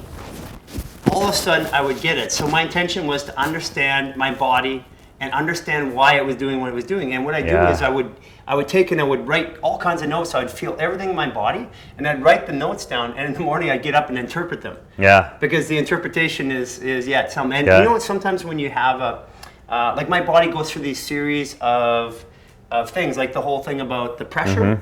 I had to have my iliocerebral valve. One day it blocked 40 times. And as soon as it blocks, I feel it pull tight in my right foot and my left knee. Because it's pulling up like this and it's rotating the femur. And second that happened, I'd release it. And this is what led me to the understanding how to properly pressure release the intestinal tract. Yeah. And so what happens is that I would actually sit down and take a microdose, and then I would think through the process, and I would feel the sensations in my body. So let me tell you what's happening now. I was doing this consistently for a long time, so I could learn how to help people. That was my intention. And it goes back to a personal story. Ooh. Don't think I want to go there. We had that one yesterday, right? So it's a personal story. It's really close to me. It's about my brother and his death. And this is what I love about you, Gary. You're very emotional. Like you wear your heart on your sleeve. Thanks. Yeah. So what happened was, actually, I think I can talk about it now. My brother committed suicide 4 years ago, and he was 35 years with back pain. And after that, it was like, that's when the human garage started, because I knew at that point, I could no longer stop. I had to figure this out. No one else should ever have to go through. He went through 35 years of surgery. He went through medication, and finally he just decided it was too much. He ended his life. And sorry, breathe through it, man. So that experience is when I look back at it, when I had it with you on the table, you were helping me, and that's the whole thing. You're on the table. And I got to a spot, and then that's when you opened up to me, and you felt it. Remember? Yeah. And you said that, and it was my it was. It's like my whole body was electrified. Yeah, and that was my my experience. I was trying to my whole life figure out my problems, but then when it became my brother's problems, then it became something I had to do something about. Where it triggered is. He's 13 years older than me, and I'm 13 years older than you. And so that's when you said your date when we were doing the lab work, that's what caught me off guard. Same birthday. And I went home that night and I thought about it and stuff like that. And the crazy part about it is that that's the drive. That's why I can't stop. Yeah. Because no one in the world should ever have to go through what he did. Yeah. And so back to the THC, and I was using it every day, just a little bit. Not, like I said, not crazy, just enough to lighten up the thought process. And then it came to a point through my alignment, because now my nervous system is calm. I don't need adjustments. I don't need body work like I used to. I don't have digestive. I don't take very many supplements at all right now. I basically take our BA keto fuel, and I take the Power Kirk. I take a thing we call Greenfield. I know your wife's back there. Does he ever take the libido tea? Well, Guess he takes that every once in a while. Yeah. Yeah, so I don't take a lot of supplements right now because my body's feeling good. I only take what I need when I need it. Right. But what started happening is I started having those experiences during my normal day. Not in a bad way, but I started seeing things differently.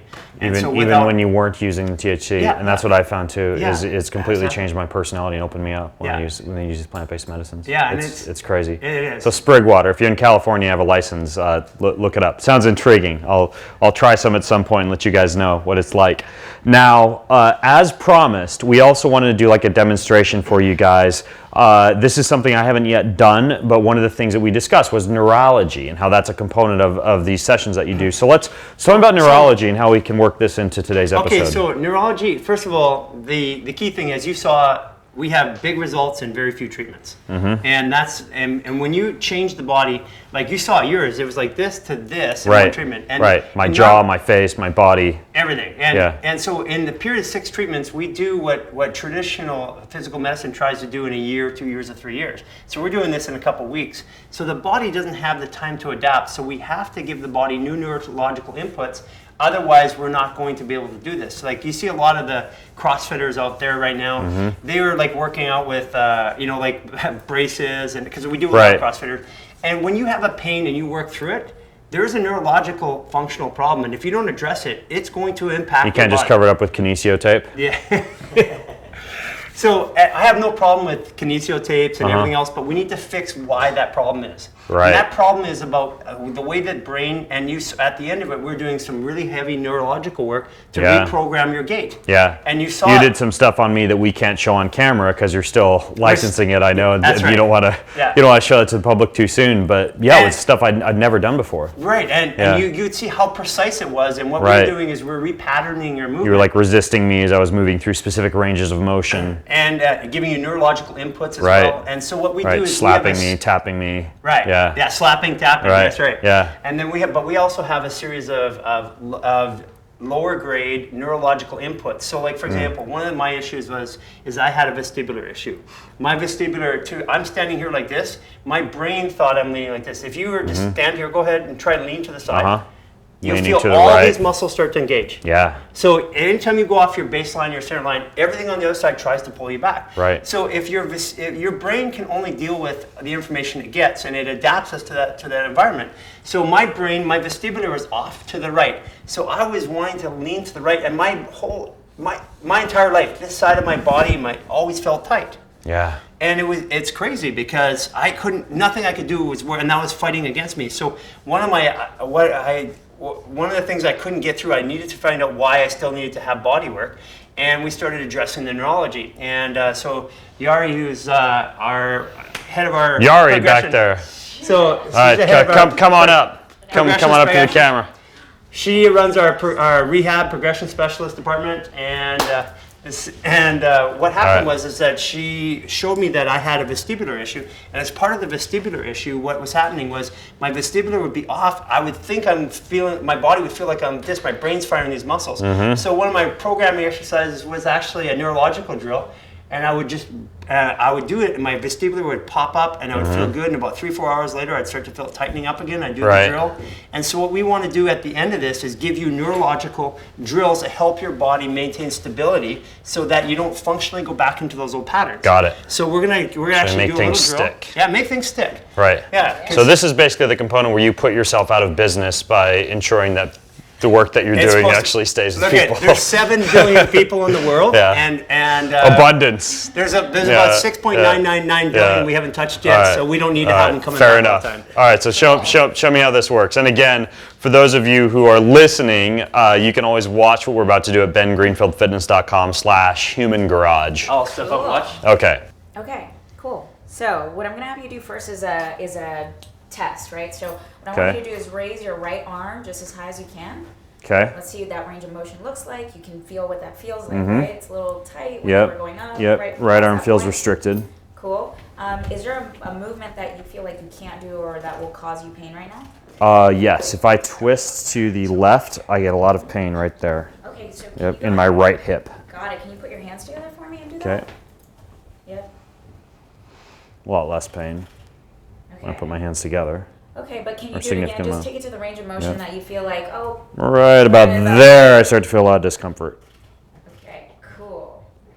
All right, so come back down. So I'm going to give you an eye exercise. And the reason why I'm going to do that, so we have 3 systems, right? We have the proprioceptive, how we feel in our bodies throughout space. And then we have our visual system, and we have our vestibular system, right? Our vestibular is basically our inner ear balance. Yeah? So if we were to take your eyes out, if you were to just go like this, right, and you try to move around in this room, it would be more complex than if you had your eyesight, yes? Right. Okay, my hand smells like peppermint, by the way. We're activating the scent now.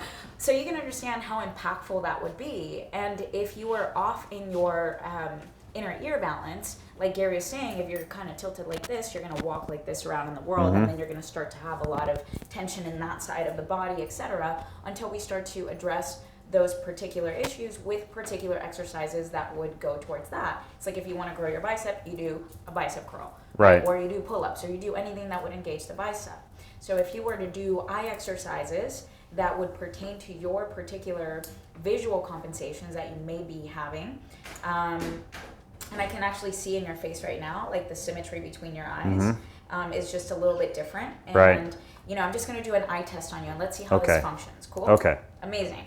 All right, so I'm going to have you, and I actually drew a little dot here. Can you see a little dot? I can see a little dot on your fingernail that you've drawn. Okay, so you know what? I kind of feel like I need a stool, guys, for this man. You're kind of short. I'm kind of fun size.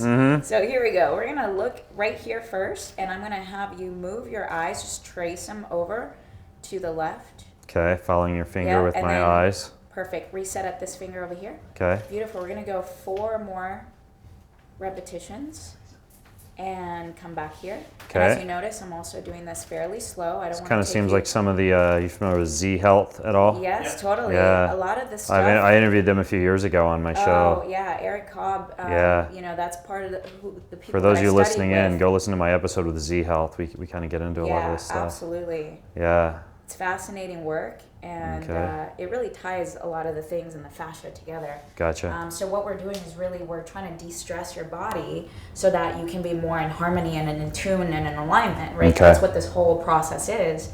So now what I want you to do is I want you to try your arm again and raise it up and see if that feels different, or it feels tighter, or it feels the same. Feels a little looser. A little looser. A little more loose. More loose. Yep. Wonderful. And then I want you to Got to practice my vocabulary. Yeah. Put it that way. Okay.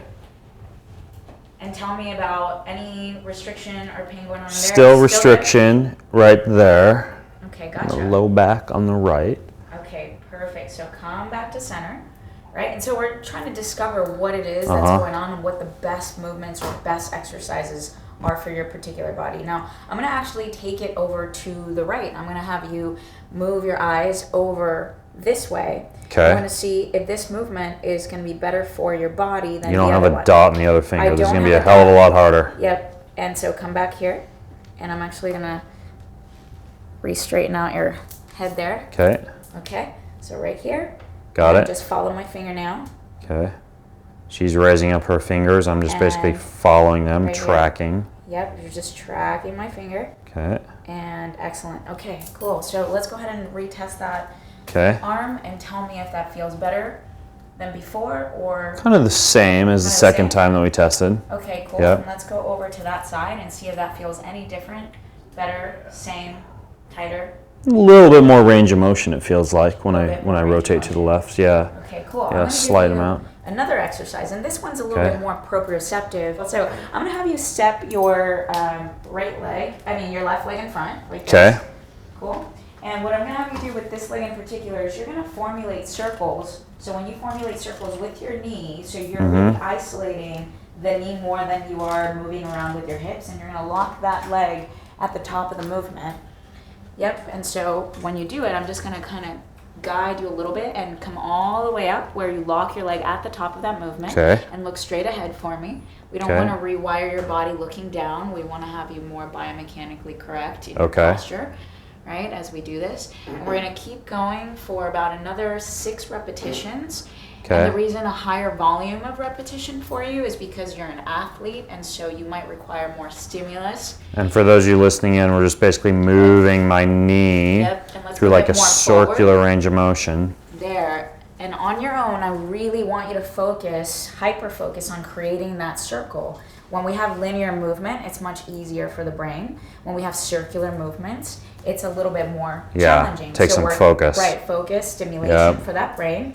So we're activating your cerebellum on this side of your body. We're activating your PMRF on this one, which is what stabilizes this side of the body. PMRF. Yeah, pons modulary reticular formation. Oh wow. Well, let's stick with P. That's it's better PMRF. Cool? Yeah. Okay. And let's go actually one more on that and make it bigger, range of motion. Perfect. There you go. Beautiful. That's it. Now we're going to reverse Okay. that. And I'm going to give you just 8 more. Okay. Same thing. Same left thing. leg, except we reverse direction. Exactly. So we want to basically lubricate that joint all together.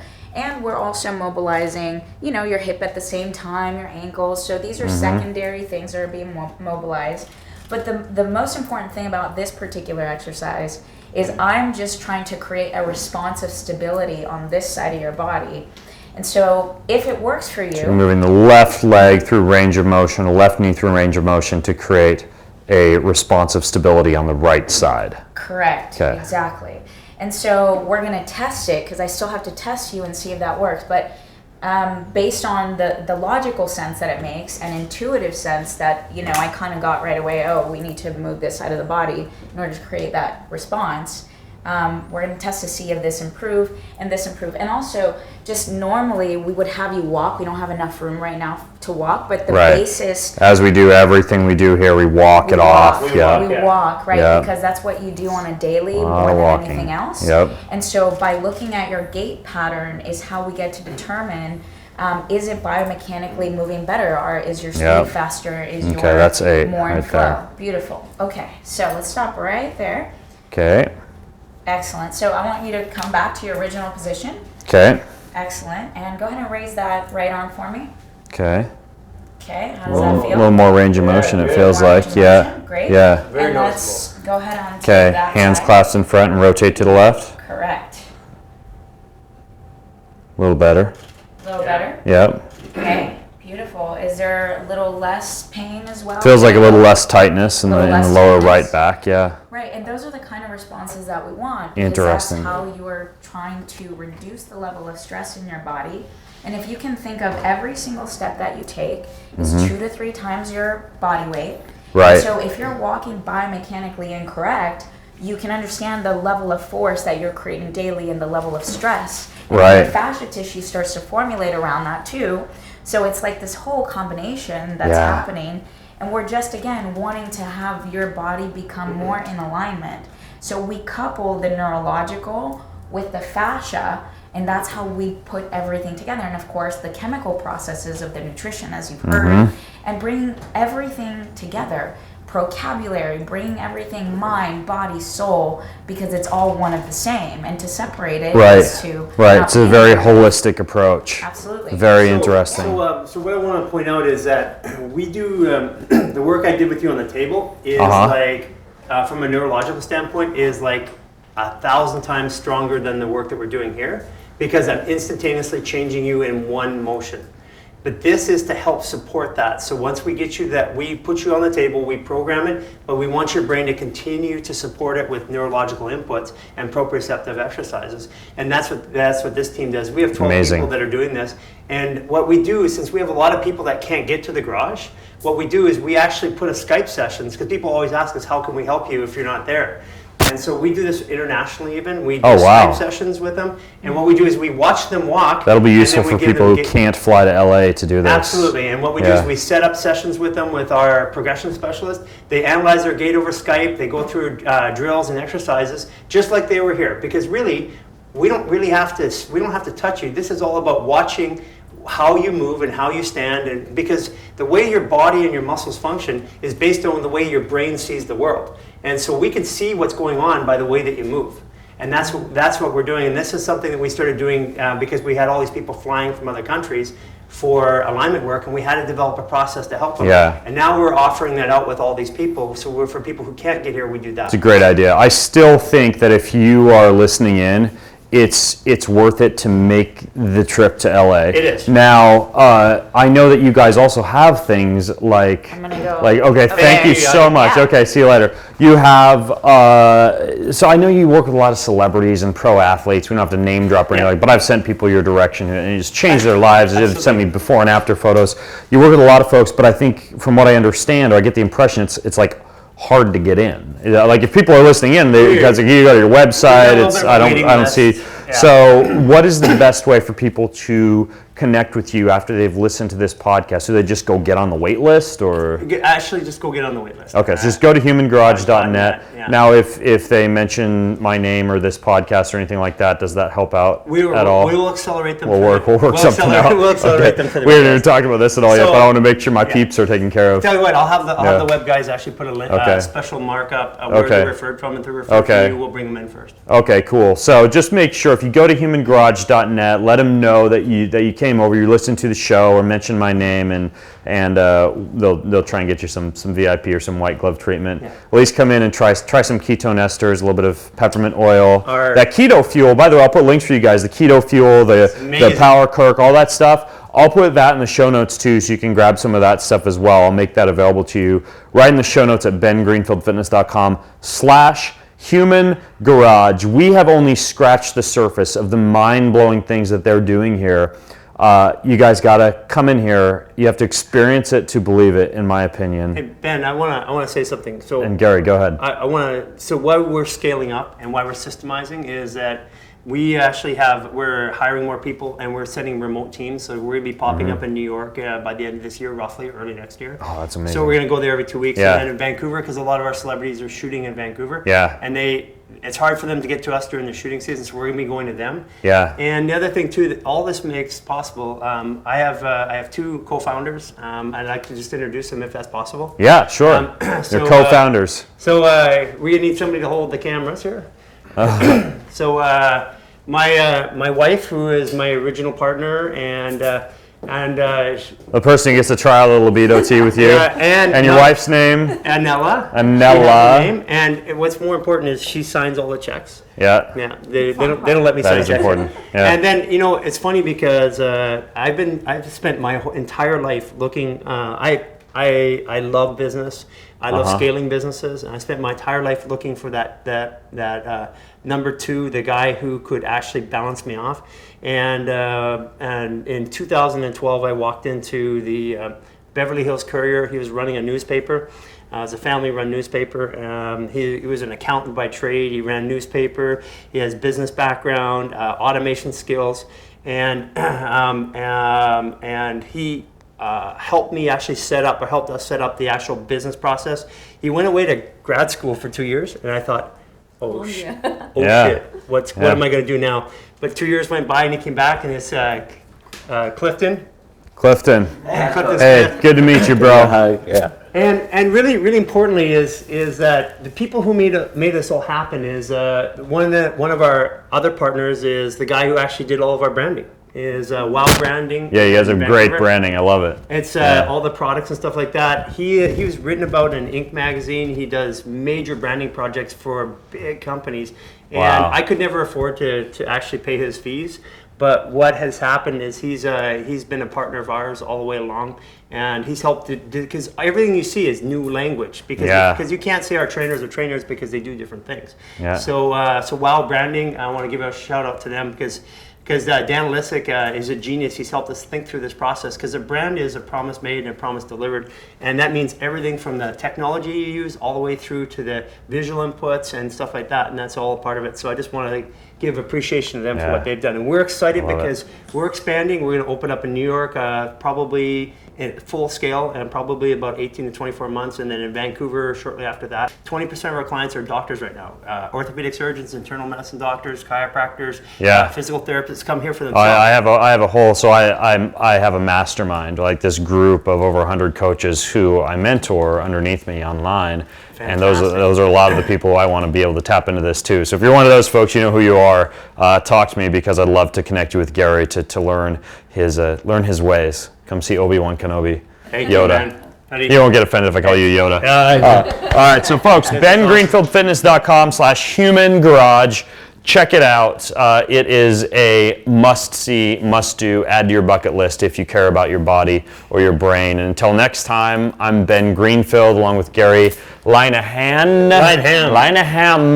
Signing out from bengreenfieldfitness.com. Have a healthy week, you guys. Take care. Thank you. Take care.